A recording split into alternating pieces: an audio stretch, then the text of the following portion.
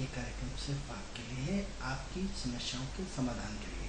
अगर आप हमारे कार्यक्रम से जुड़ना चाहते हैं तो हमारी टीवी स्क्रीन पे जो नंबर चल रहा है उस नंबर पर हमें कॉल करें। उस कॉल के माध्यम से हम आपकी समस्या का समाधान घर बैठे करने का प्रयास करेंगे। मित्रों, अगर आप चाहते हैं कि हमारे कार्यक्रम से जुड़े तो आपको आपके डेट ऑफ बर्थ, स्थान और समय, हाँ मित्रों, 3 चीज़ें आपको बताना है जिससे आपकी पूरा भविष्य हम आपका अपने जो डाटा है आपके डेट ऑफ बर्थ, स्थान, समय को अपने लैपटॉप पर डालेंगे। उसके आधार पर हम अपने आंकड़ों के आधार पर आपका भविष्य बताने का प्रयास करेंगे।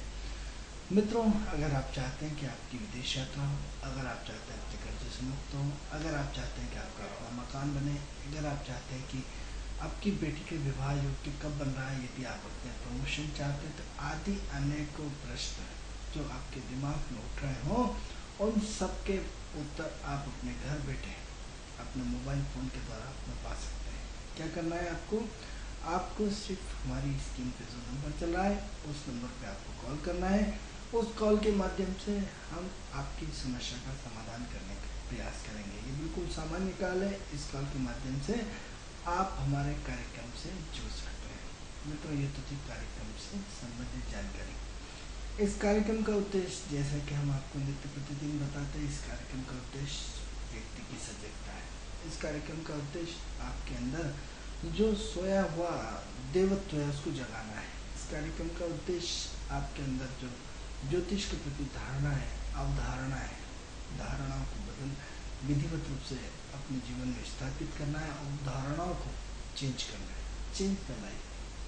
आप टीवी में बहुत प्रोग्राम देखते हैं। चेंज द लाइफ कैसे नहीं होगा, चेंज द लाइफ आपके अपने व्यक्तित्व से होगा। चेंज द लाइफ कहना बहुत आसान है, लेकिन जब आप पसीना आ जाता है, जब आप अपना कोई प्रोजेक्ट घर पर बताते हैं, आपकी पत्नी, आपके बच्चे तुरंत उसको रिजेक्ट कर देते हैं।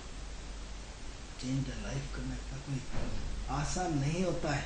बोलते ना बहुत अच्छा होता है, प्रैक्टिकल में मित्रों उसका बहुत बड़ा रोल होता है। प्रैक्टिकल और थ्योरिकल में बहुत अंतर होता है।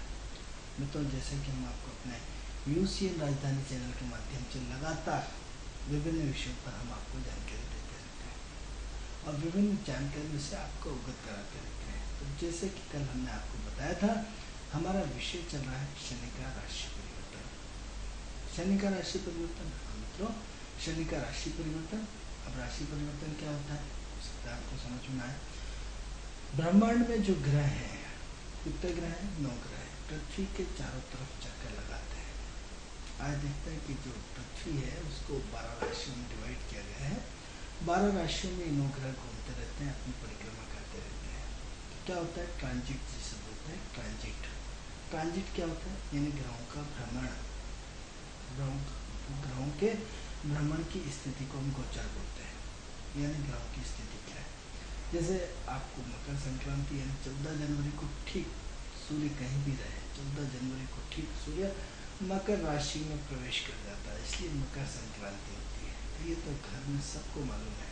आप जैसे मकर संक्रांति को बच्चा जानता है कि मकर संक्रांति 14 जनवरी को आती है, 14 जनवरी को तिल्ली के लड्डू खाए जाते हैं। तो ये क्या एक बेसिक आपका फाउंडेशन होगा। तो 14 जनवरी से 14 फरवरी तक सूर्य किस में रहेगा? मकर में। 14 फरवरी से 14 मार्च तक सूर्य क्या रहेगा? कुंभ में रहेगा। 14 मार्च से 14 अप्रैल तक मेष में रहेगा। 14 अप्रैल से 14 एक महीना बढ़ाते जाइए, यानी 14 जनवरी एग्जैक्ट से 14 फरवरी में सूर्य मकर में आते जाता है।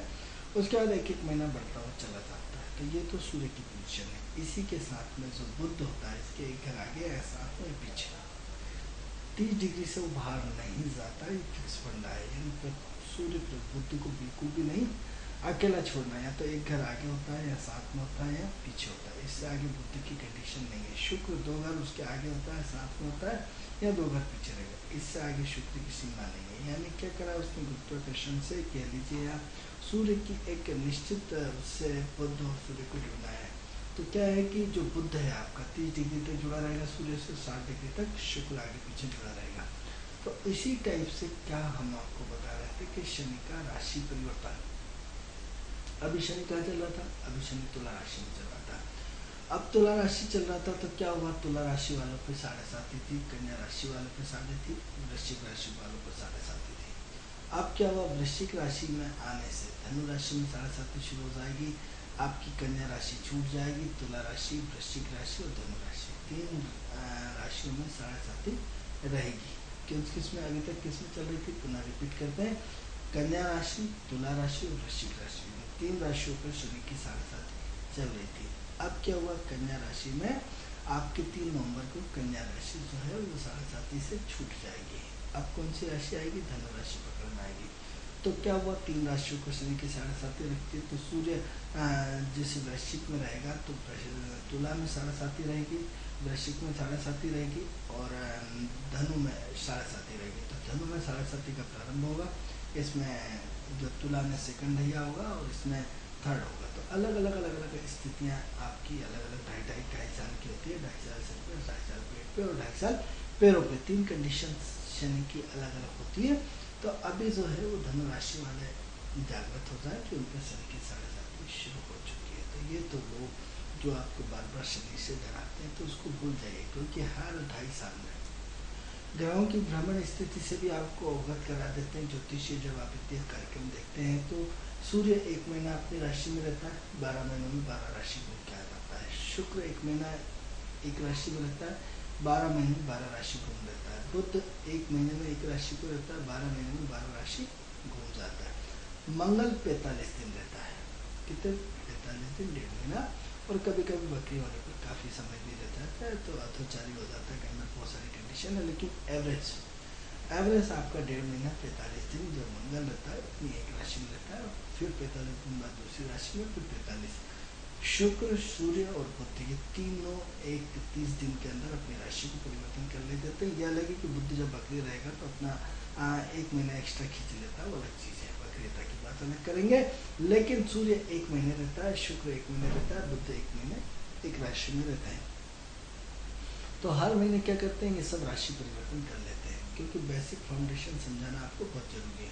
इसी टाइप से क्या होगा कि चंद्रमा जो है 2.25 दिन में अपने घर की स्थिति को बदल देता है। 2.25 दिन में एक राशि रहता है, जैसे आज मकर में चंद्रमा 2.25 दिन, कल कुंभ में रहेगा, परसों मीन में रहेगा, फिर मेष में रहेगा, 2.25 दिन तक रहते हैं। राहु और केतु 18 महीने एक राशि पर रहते हैं। जैसे अभी राहु जो है वो कन्या राशि में और केतु जो है मीन राशि में आमने सामने 180 डिग्री के इर्द गिर्द रहते हैं। तो 180 डिग्री का जो है वो 18 महीने का इनका पीरियड रहता है, 180 डिग्री पे आमने सामने रहते हैं। तो कितना हुआ, 18 महीने एक राशि। तो 18 महीने जैसे कंप्लीट होंगे तो अपना उनका परिवर्तन कर देते हैं। इसी टाइप से जो गुरु है वो 13 महीने एक राशि पर भ्रमण करते हैं। कितने महीने, 13 महीने। तो ये जो है वो 13 महीने तक कर्क राशि में अभी वर्तमान में विराजमान है।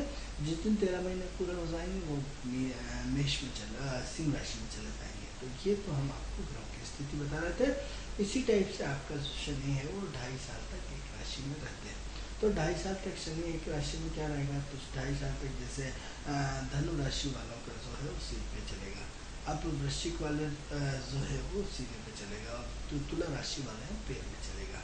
तो पैर में चलेगा तो जिस दिन 2.5 साल के बाद अब वृश्चिक राशि से शनि हट जाएंगे और मकर में धनु में चले जाएंगे वृश्चिक से हट के, तो उस दिन 7.5 जो है वो तुला की खत्म हो जाएगी। ये तो बेसिक उन लोगों के लिए जिनकी जानकारियाँ हैं, लेकिन एक्चुअल यदि देखा जाए तो 7.5 12 साल की होती है, क्योंकि एक राशि में अब जैसे तुला राशि में आया वृश्चिक का, तो जानकारी जो लोग विद्वान हैं उनके लिए बता देता हूँ कि 7.5 12 साल की होती है। क्योंकि जब 1 डिग्री एक जैसे 2.5 साल तो 1 डब्बा, फिर 2, फिर 3, तब जाते जाते जाते जैसे अभी तुला में एक साथ कूद के तो नहीं चला जाएगा ना। जैसे आपका डाटा देखते हो, डाटा देख के यदि आप लैपटॉप पे डाटा इधर से उधर डालते हैं, सेव करते हो, तो एक फाइल जाती है, फिर जाती है, फिर दूसरी फाइल जाती है, फिर ऐसे जाती है, तीसरी फाइल जाती है, फिर ऐसे। तो यह तो अभी वृश्चिक तुला में जो शनि है, अब तुला में है तो एक साथ 30 डिग्री तो वृश्चिक में नहीं चली जाएगी ना। तो अब क्या हुआ तुला में, अब आज 1 पॉइंट गया, फिर दूसरा पॉइंट गया, फिर तीसरा पॉइंट गया, फिर चौथा गया, तो एक डिग्री बढ़ती जाएगी। तो 1 डिग्री बढ़ती जाएगी तो क्या होता है कि शनि बहुत स्लो प्लैनेट है, तो पूरी 30 डिग्री डालने में उसको कितना टाइम लगता है, पूरा 2.5 साल लगता है। तो आधा हिस्सा तो क्या है, पूरा का पूरा वृश्चिक के अंश मात्र वृश्चिक में जाएंगे। तुला से कूद के एक साथ तो नहीं चले जाएंगे ना, आप भोपाल से कूद के इंदौर एक साथ तो नहीं चले जाते ना। आप 1 किलोमीटर क्रॉस किया, आप 2 किया, आप 3 किया, आप 4 किया, 5 किया, 20 किया, 100 किया, 150 किया, और जैसे 180 किलोमीटर या 150 किलोमीटर जैसे इंदौर आया बदल जाते हैं। तो उसी टाइप से ये जो है वो तुला राशि में ही शनि है। लेकिन अब वृश्चिक में सब वृश्चिक में आ रहा है, देर चिल्ला चोट कर रहे हैं मीडिया वाले, मीडिया के माध्यम से या पूरे चैनलों के माध्यम से सब शनि परिवर्तन हो रहा है, शनि परिवर्तन हो रहा है, शनि परिवर्तन, हल्ला मचा रखा है। आप पेपर, टीवी, मीडिया सब में देख लीजिए, लेकिन वास्तविक सत्य को भी जानिए कि तुला राशि में ही शनि रहेगा, लेकिन वृश्चिक में उसकी एंट्री हो जाएगी। तो अब क्या हुआ, 1 पॉइंट आप 1 किलोमीटर चल दिए, फिर 2 पॉइंट 2 किलोमीटर, तो अब धीरे धीरे रहेगा। तो वृश्चिक में जब का उसकी पोजिशन देखेंगे, आप ग्रहों की स्थिति नारायण भाव में देखेंगे, तो तुला में ही रहेगा आपका। जैसे दो, यदि आप अपना लैपटॉप कंप्यूटर उठाएंगे तो नीचे वाले में 7 में दिखेगा, ऊपर वाले फर्स्ट चार्ट में 8 में दिखेगा शनि, लेकिन नीचे वाले में आप 2 साल तक 7 में देखेंगे। और इस बीच वक्री भी होना है शनि लगभग मार्च में, तो वापस वो तुला में रिटर्न आ जाएगा। तुला में आकर के वापस तुला में 4 महीने रहेगा। तो कंडीशन है कि तुला और वृश्चिक का खेल चलता रहेगा, लेकिन एग्जैक्ट आपको समझ में आना चाहिए। हो सकता है मेरी आपको भाषा कठिन लगे, क्योंकि मैं एस्ट्रोलॉजिकल आंकड़े आपको आज दे रहा हूँ, इसलिए थोड़ा सा आपको टिपिकल लगेगा, लेकिन उसको घबराइए नहीं। तो वृश्चिक राशि से वो तुला में जाएगा, तुला राशि से वृश्चिक में जाएगा, रहेगा तुला में। तो 7.5 कितने साल की होगी, 12.5 साल की होगी, क्योंकि तुला को उसको छोड़ा नहीं है। तुला से धीरे धीरे वो जैसे फाइल 1, 2, 3 या जैसे 1 किलोमीटर चल रही, 2 किलोमीटर, तो धीरे धीरे वो जाता रहेगा। जिस दिन 30 डिग्री पूरी हो जाएगी उस दिन वो वृश्चिक में जाएगा। वृश्चिक में फिर धनु में जाएगा, धनु से रहेगा पिछले हिस्से में, फिर इस टाइप से क्रम चलता रहता है। तो अब हम जैसे कल मूलतः आपसे बात कर रहे थे कि क्या होगा, तो अलर्ट होना है किस राशि को, वृश्चिक राशि को। अलर्ट होना है किस राशि को, वृश्चिक से जुड़ी हुई तत्वों को। तो वृश्चिक किसका कर, मंगल, मंगल का प्रधानत्व है। मंगल 2 तरह की ऊर्जा देता है। एक मेष में क्या है, आपको सरेआम अपनी एनर्जी होती है। वृश्चिक, मेष राशि का स्वामी कौन, मंगल। वृश्चिक राशि का स्वामी कौन, मंगल। दोनों का स्वामित्व किसका है, मंगल का है। बट एक में ओपन, एक में अंडरग्राउंड है। आपकी गैस किसके अंदर आ जाती है, टंकी के अंदर। टंकी के अंदर कभी देखता था कि अग्नि भगवान टंकी के अंदर आ जाएंगे, असंभव काम था। लेकिन आज आप क्या होता है, वृश्चिक राशि, वृश्चिक राशि जब राहु से जुड़ती है तो गैस की टंकी होती है। क्यों होती है, क्योंकि वृश्चिक के अंदर आग कहाँ चली गई, गैस के रूप में, गैस की टंकी के रूप में चली गई। यानी क्या हुआ, मंगल के साथ शनि जुड़ गया। शनि क्योंकि लोहा, शनि लोहा, गैस राहु, और राहु जो है गैस किसके रूप में, आग के रूप में। तो वृश्चिक राशि हो गई, क्योंकि आपने इस तरह गैस की टंकी का आकलन किया। फिर सुनाता हूँ आपको, फिर रिपीट कर रहा हूँ कि जो गैस की टंकी हो गई किसको रिप्रेजेंट करेगी, लोहे को। लोहे का मतलब शनि का। फिर उसकी जो गैस है वो राहु को रिप्रेजेंट करती है। लेकिन उसमें गैस कौन सी गैस, मिथाइल, फ्लानाडिका, नाइट्रोजन, बहुत सारी गैसें होती है। तो अलग अलग ग्रह अलग अलग ज्वलनशील गैस है। ज्वलनशील मतलब जैसे ही आग लगा लो माचिस तो व्यक्ति ज्वलनशील, तो किसकी है, वो मंगल का प्रतिनिधित्व। यानी शनि, राहु और मंगल का प्रतिनिधित्व आपकी गैस की टंकी को रिप्रेजेंट करता है। इसका एग्जाम्पल देख सकते हैं कि लोहे के ऊपर कौन सा रंग चढ़ा होता है, लाल रंग चढ़ा होता है। लाल रंग किसका होता है, मंगल का होता है। और मंगल किसको रिप्रेजेंट करता है, लाल रंग को रिप्रेजेंट करता है। तो यानी क्या हुआ, शनि, मंगल और राहु का कॉम्बिनेशन आपकी गैस की टंकी को रिप्रेजेंट करता है। यानी क्या हुआ, इस बार गैस की टंकी जो सरकार ने नोट टंकी करने वाली थी, उसको प्रस्ताव पारित 3 नवंबर के बाद कभी भी हो जाएगा। जैसे 12 टंकी से वापस आप नोट टंकी पे आ जाएंगे। यानी क्या हुआ, गैस और गैस की दामों की एक्टिविटी पे असर पड़ेगा, यानी या तो घटेगा या बढ़ेगा। तो क्या हुआ, वृश्चिक राशि पर जो शनि का सिलेंडर है, वो शनि किसको, सिलेंडर को, वृश्चिक राशि जो है सिलेंडर को रिप्रेजेंट करेगी, गैस की टंकी को रिप्रेजेंट करेगी। गैस से संबंधित जो भी होगा, यानी जिस जिस चीज़ों में गैस छुपी हुई है उन सब चीज़ों में कहीं ना कहीं उथल पुथल होना है। अब ये अलग चीज़ है कि कितना नेगेटिव उथल पुथल होती है, कितनी पॉजिटिव होती है, लेकिन हमने आपको प्रश्नवाचक चिन्ह दे दिया कि कहीं ना कहीं गैस की टंकी में उथल पुथल होगी। या तो इसके भाव बढ़ेंगे, या 12 टंकी से 9 टंकी आपकी 3 तारीख के बाद कभी भी हो जाएगी। आप बोलो साहब 3 तारीख निकल गई, वो तो हुआ नहीं। अरे साहब 3 तारीख को उसमें 2.5 साल का पीरियड है उसका। 2.5 साल के अंदर मतलब पहला तो नक्षत्र गुरु का आएगा, जिस दिन शनि का नक्षत्र आएगा, शनि का यानी 1 दिसंबर के बाद, यानी 1 दिसंबर के बाद या 19 दिसंबर के बाद जैसे ही उसको गोचर मिलेगा, आपकी गैस की टंकियों में, भाव में या किसी न किसी चीज़ों में कुछ न कुछ उथल पुथल निश्चित रूप से होती है, ऐसा मान के चलिए। अब प्रश्न इसी को आगे बढ़ाते हैं कि वृश्चिक राशि में शनि का और क्या प्रभाव हो सकता है। तो मित्रों, कल हमने वृश्चिक राशि के बारे में बहुत अच्छी जानकारियाँ दी थी और बहुत सारी जानकारियाँ आपको उपलब्ध कराई थी। तो इसी तारतम्य में हम आपको बताना चाहते हैं कि वृश्चिक राशि जो है आग की है, यानी क्या हुआ, व्यक्ति अंदर से उथल पुथल होना शुरू हो जाएगी। कहाँ से उथल पुथल होना? अंदर से। आज देखो कि इससे पहले कभी इतने सारे भूकंप ना आए। अभी पानी, वृश्चिक राशि किसको रिप्रेजेंट करती है? जल को, जैसे हमने बताया था। तो एक और गुजरात में भूकंप आपके सामने खड़ा है, किसके कारण? वृश्चिक राशि के कारण। इस बार ये तबाही का रेशो कुछ पिछले रेशो की तुलना में ज़्यादा होगा।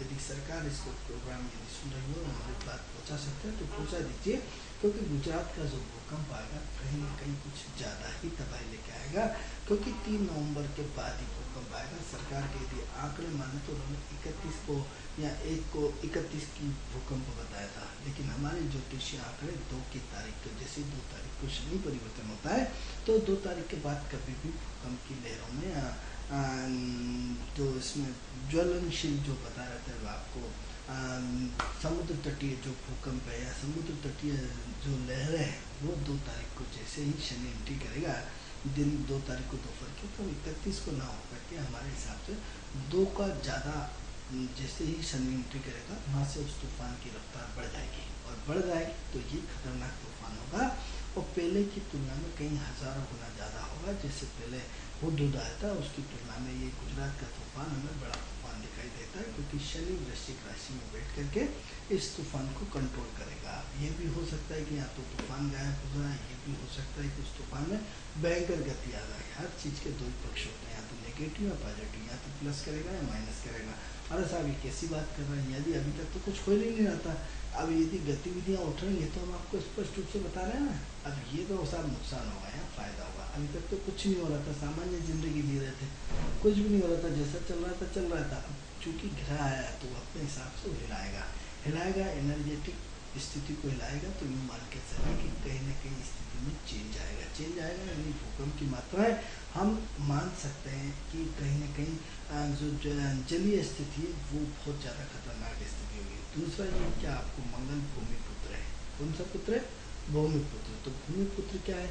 तो 8वां घर क्या है? ज्वलनशीलता है। तो इस बार भूकंप बहुत ज़्यादा मात्रा में आएंगे। ये 2.5 साल इस वृश्चिक राशि में शनि के रहने मात्र से आप देखेंगे कि भूकंप की रफ्तार अब की बात एकदम तेज होगी। अब प्रश्न ये उठता है कि जहाँ वृश्चिक राशि पड़ती है, वृश्चिक राशि कहाँ पड़ेगी? ठंडे प्रदेशों में पड़ेगी। तो जहाँ वृश्चिक राशि पड़ती है, अब साहब पूरे वर्ल्ड में भूकंप है, भूकंप बहुत सारी जगह है, तो साहब बताइए कि इस वर्ल्ड में किस जगह भूकंप आएगा, क्योंकि पूरे वर्ल्ड में तो भूकंप नहीं आ सकता ना, बारिश होती तो पूरी जगह नहीं होती है। तो जो समुद्र तटीय वृश्चिक, जो पूरा हमने कल आपको बताया था कि पूरे हिंदुस्तान को 12 राशियों में, पूरे हिंदुस्तान को क्षमा चाहते हैं, पूरे वर्ल्ड को 12 राशियों में डिवाइड करना पड़ेगा, और 12 राशियों में डिवाइड करने के बाद जहाँ वृश्चिक राशि आएगी, उस वृश्चिक राशि का जो क्षेत्र आएगा, जो उसकी परिधि आएगी, जो 30 डिग्री की आएगी, जैसे भूमध्य रेखा जो भी निकलती है, तो भूमध्य रेखा का यदि आपने सुना हो तो भूमध्य रेखा जो कर्क राशि को काटती हुई चली जाती है, वो भूमध्य रेखा आपकी भोपाल से होते हुए भी निकली है, जबलपुर से होते हुए भी निकली है, भूमध्य रेखा का गुरुत्वाकर्षण का भी देख सकते हैं, वो एक भूमध्य रेखा निकली है। तो क्या होता है, जिस भूमध्य रेखा के इस पार और उस पार, तो उस पार व्यापार नाम की कोई चीज़ नहीं होती है। जो कर्क राशि का भूमध्य रेखा काटती हुई चली जाती है, उसके दूसरे पहलू पे बहुत बड़ा व्यापार होता है। आप देखिए भूमध्य रेखा जहाँ जहाँ गई है, आप पढ़े लिखे लोग हैं, नेट पे अपना भूमध्य रेखा देख सकते हैं कि भूमध्य रेखा कहाँ से कहाँ होके गुजरी है।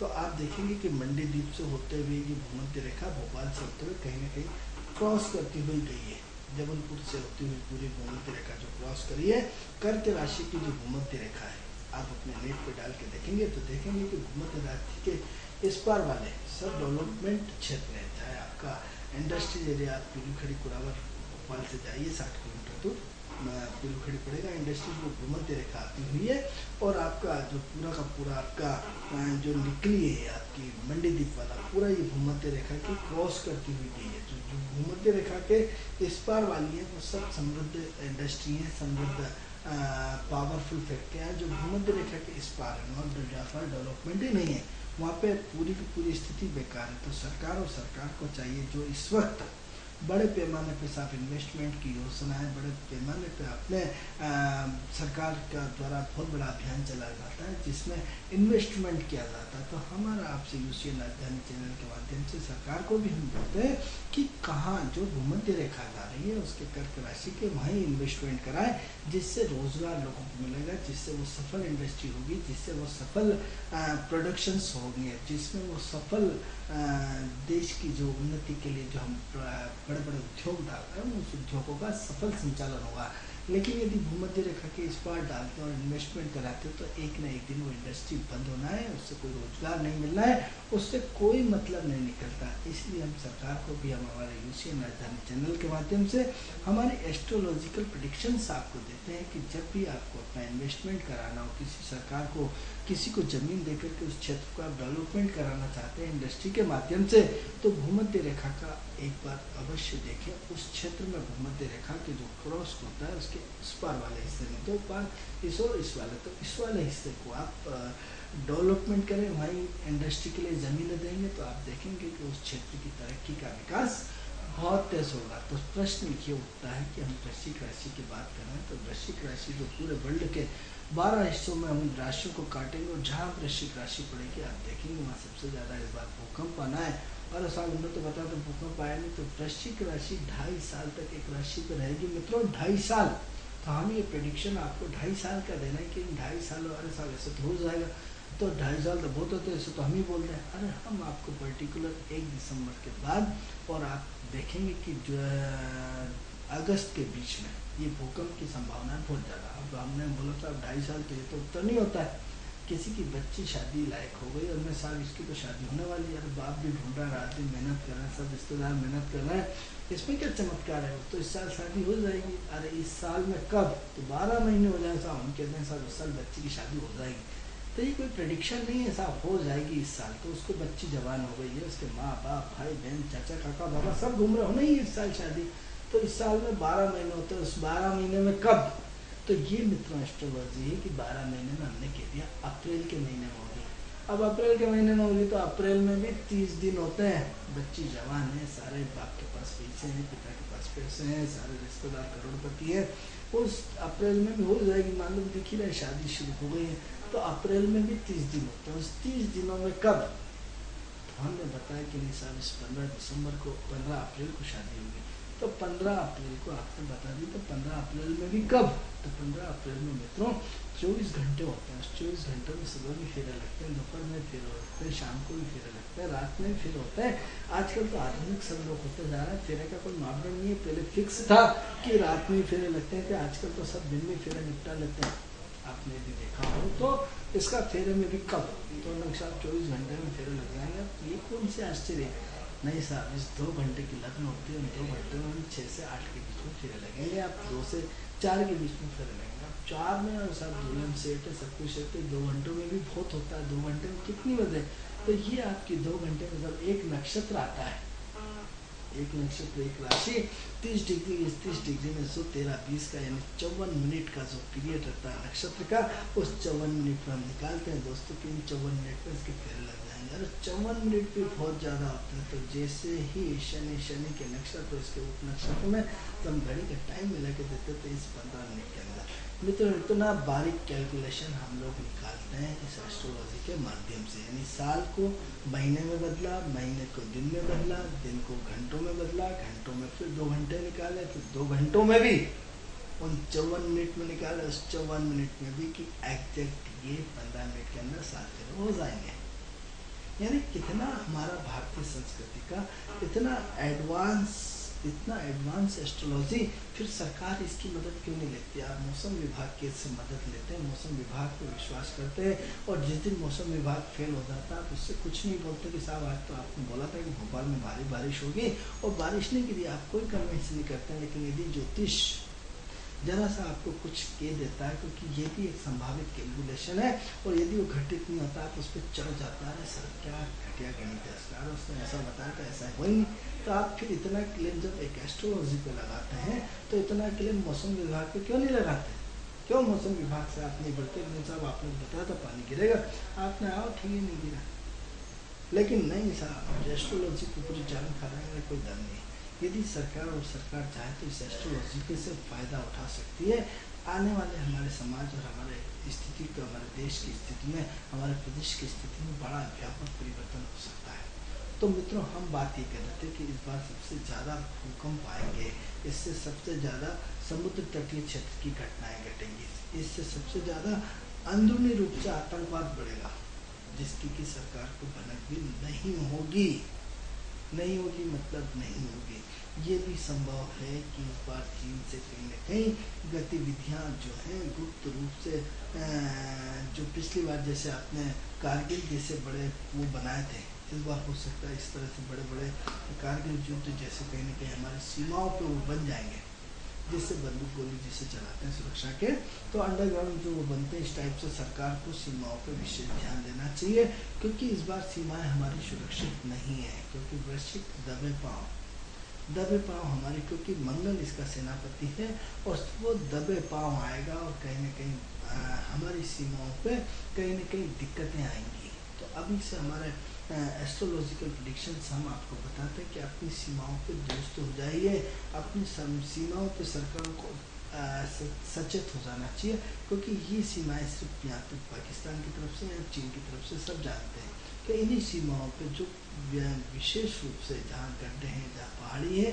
उस पहाड़ी, क्योंकि शनि पहाड़ है, वृश्चिक राशि में आ रहा है, उन क्षेत्रों में वापस आपकी एक्टिविटी का फ्लो होना चाहिए, क्योंकि कारगिल जैसा युद्ध हो सकता है एक बार फिर लड़ना पड़े, या ऐसा कोई युद्ध के संकेत मिलते हैं कि इन 2.5 सालों में कोई न कोई छद्म युद्ध फिर होगा, यानी जैसे कारगिल का युद्ध लड़ा गया था, हो सकता है ऐसा युद्ध हमें कहीं न कहीं वापस लड़ना पड़े। तो ऐसे आंकड़े हमें वृश्चिक राशि के दिखा रहे हैं, इसलिए हमें सरकार को सचेत करना चाहिए, क्योंकि कहीं न कहीं इसमें हम सबका भला है। तो प्रश्न ये उठता है कि इस वृश्चिक राशि में भूकंप जैसे चीज़ों से सावधान रहना चाहिए कि कौन सा भूकंप ज्वालामुखी के रूप में प्रज्वलित हो रहा है और परिपक्व होकर कब लावा फेंकने वाला है, इस पे भी हमें ध्यान देना चाहिए। तो प्रश्न ये उठता है कि इस बार हम सारी की सारी गतिविधियाँ अंडरग्राउंड रहेगी। अंडरग्राउंड इस बार जो है जमीन के नीचे और जमीन के ऊपर वाली 2 चीज़ें होती हैं। इस बार कौन सी चीज़ें महंगी होगी? एक तो क्या होता है, गोभी जमीन के अंदर उगती है, आपकी मूंगफली जमीन के अंदर उगती है। तो जो जमीन के अंदर वाली चीज़ें, यदि आप किसान भाई हैं, यदि वो जमीन के अंदर वाली चीज़ें बोते हैं तो उनमें उनको लाभ सबसे ज़्यादा मिलेगा, क्योंकि ज़मीन के ऊपर वाली चीज़ें इस बार बहुत ज़्यादा पिटा जाएंगी, और ज़मीन के अंदर वाली जो चीज़ें हैं, जो चीज़ें, आप आलू ज़मीन के अंदर होता है, आप देखिए आलू का भाव 40 रुपये किलो है। आज यदि आप आलू बेचते हैं या बोते हैं तो आपके लिए बहुत अच्छा है, क्योंकि 40 रुपये किलो से आलू कम नहीं। क्यों होता है? क्योंकि वृश्चिक राशि जमीन के अंदर होती है। तो वृश्चिक राशि पर जैसे ही शनि का प्रभाव आएगा तो जमीन के अंदर उथल पुथल बहुत ज़्यादा होगी। तो क्या होगा, जमीन के अंदर जो है वो बड़ा हलचल मचेगी। तो क्या होगा, ये एक क्षेत्र में होता है, कई क्षेत्रों में होता है। तो हमने जब आपको किसान के रूप में बताया कि आपको ज़मीन के अंदर वाली चीज़ों को सबसे ज़्यादा बोना चाहिए, वो आपके लिए बहुत प्लस होगा। वो इतना प्लस होगा कि आपके लिए बहुत फायदेमंद हो सकता है। यदि आप खेती करने का शौक रखते हैं तो आप कोई ज़मीन लीज पे ले लीजिए, उसमें ज़मीन के नीचे आलू बो दीजिए, देखिए आपकी किस्मत संवर जाएगी, निश्चित रूप से संवर जाएगी। क्यों? क्योंकि इस बार ज़मीन के अंदर वाली फसलों का बहुत बड़ा इसको प्रेरणा है, उसमें बहुत तेज गति आ रहा है। तो अब क्या होता है, महंगाई कौन सी होगी? जो ज़मीन के अंदर वाली चीज़ें हैं उसमें कहीं न कहीं अटैक आएगा और बहुत बड़ी मात्रा में उनका वजूद होगा। तो वृश्चिक राशि का क्या है, जमीन के अंदर वाली राशियाँ है, इसलिए शनि जो है उन चीज़ों को रिप्रेजेंट करता है। इस बार क्या हुआ, खदानों की मात्रा बढ़ेगी, खदान खोजने वाले हीरे बहुत मिलेंगे। इस बार हमारे देश को फायदा होगा, क्योंकि हीरे जो आपका पन्ना हीरे और वो में जितनी भी हैं, इन सब में बहुत बड़ा परिवर्तन होगा। इस बार जो गवर्नमेंट को रियल जो सबसे ज़्यादा इस बार फ़ायदा होगा, वो ज़मीन से अंदर निकलने वाली एल्यूमिनियम के, आपका सोना चांदी या अभ्रक या तांबा, विशेषकर तांबा, क्योंकि वृश्चिक राशि का जो स्वामी मंगल है वो तांबे को रिप्रेजेंट करता है। तांबे और जो धातु है, उन धातुओं से गवर्नमेंट को बड़ी रॉयल्टी मिलेगी। क्योंकि बड़ी रॉयल्टी इसलिए मिलेगी क्योंकि इस बार शासन का कुछ ऐसे नियम निकलेंगे जिसमें बहुत ज़्यादा मात्रा में खुदाई होगी, और खुदाई होगी तो उसमें हमारी अमूल्य संपदा है, शनि अमूल्य संपदा है। तो जब शनि अमूल्य संपदा है तो इस बार हमें बहुत बड़ी मात्रा में अमूल्य संपदाएं मिलेंगी, अमूल्य संपदाओं से हमें बहुत ज़्यादा फायदा होगा। तो ऐसी कंडीशन में हमें सरकार को सचेत करना चाहिए कि जहाँ इस बार जो धातुओं वाला क्षेत्र है, उन धातुओं वाले क्षेत्र में विशेष रूप से पूरी की पूरी एनर्जी को झोंक दे, जिससे हमारे देश की जो है वो एल्यूमिनियम जो धातु है उसका उत्पादन बढ़ जाएगा। उत्पादन बढ़ जाएगा तो उससे हमारे राष्ट्र को बहुत ज़्यादा फायदा होगा। कि क्या है, इस बार बड़ा भंडार मिलेगा एल्यूमिनियम का। इस बार एल्यूमिनियम के साथ साथ जितनी भी धातुओं का भंडार मिलेगा। तो जो वृश्चिक राशि से जुड़े हुए लोग हैं उन्हें किसी खदान को लेना चाहिए, उनको माइनिंग लेना चाहिए, उसकी खुदाई करना चाहिए। खुदाई करके उसमें कहीं न कहीं उसमें खदानों से जुड़ करके उससे लाभ उठाना चाहिए। इस बार शासन जो होगा वो जल संवर्धन योजनाओं से बहुत बड़ा महत्व होगा। यानी क्या हुआ, इस बार तालाबों की संख्या बढ़ेगी। जैसे आपने पिछली बार सरकार ने कहीं ना कहीं अभी घोषणा हुई नहीं है, लेकिन हम आपको बताते हैं या तो प्रधानमंत्री के द्वारा या मुख्यमंत्री के द्वारा कहीं ना कहीं आने वाले समय में 1 दिसंबर के बाद देखिएगा कि खदानों की जो ये तालाबों की, जैसे क्या होता है कि नदी किनारे जो तालाब छोटे छोटे गाँव में बनाए जाते हैं जिससे पानी का संवर्धन बढ़े, पानी का स्टॉक बढ़े, उससे संबंधित इस बार बहुत बड़ी गवर्नमेंट की योजना आएंगी। उस योजनाओं का कब योजना है कि हम आपको आज बता रहे हैं कि कहीं ना कहीं आपका पानी का जो है वो स्टॉक बढ़ने वाला है। आपके हर गांव में तालाब खुलेगा, हर गांव में।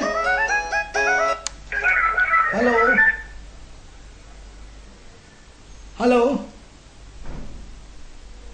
तो कहीं ना कहीं तालाब खुलेगा और कहीं ना कहीं तालाब की स्थिति बनेगी बहुत ज़्यादा मात्रा में। तो क्या होगा, आपको कहीं ना कहीं उसमें किसानों को पानी ज़्यादा मिलेगा, किसानों की फसल ज़्यादा अच्छी होगी। कहीं ना कहीं गवर्नमेंट आपके जल संवर्धन योजना जिसे बोलते हैं, पानी का कलेक्शन जिसे बोलते हैं, क्योंकि चौथा घर जो कर की राशि होती है वो कुआं होता है, 8वां घर होता है तालाब और 12वां घर होता है समुद्र। तो वृश्चिक राशि पे शनि आ रहा है इस बार, इसलिए तालाब और तालाब से संबंधित कहीं ना कहीं गवर्नमेंट कोई ऐसा प्रोजेक्ट देगी जिसके माध्यम से आपको आपकी सिंचाई करने में आसानी होगी, निश्चित रूप से आसानी होगी। तो मित्रों, इतना सब कुछ डिसाइडेड है, सब कुछ डिसाइडेड है।